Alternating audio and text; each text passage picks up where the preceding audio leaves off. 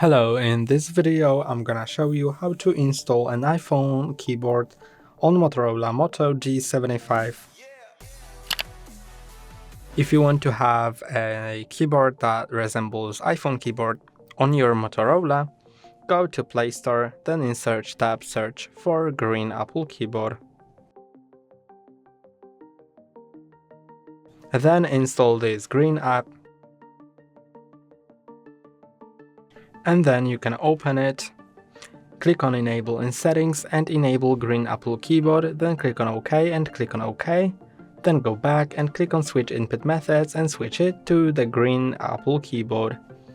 Then click on Finished, and now you can adjust some in-app settings or just exit out of the app because the keyboard has been enabled, and you can go into any app that you can type in, for example, into Google. And as you can see, now the Apple keyboard is set. That's all for today. Don't forget to like and subscribe. See you next time.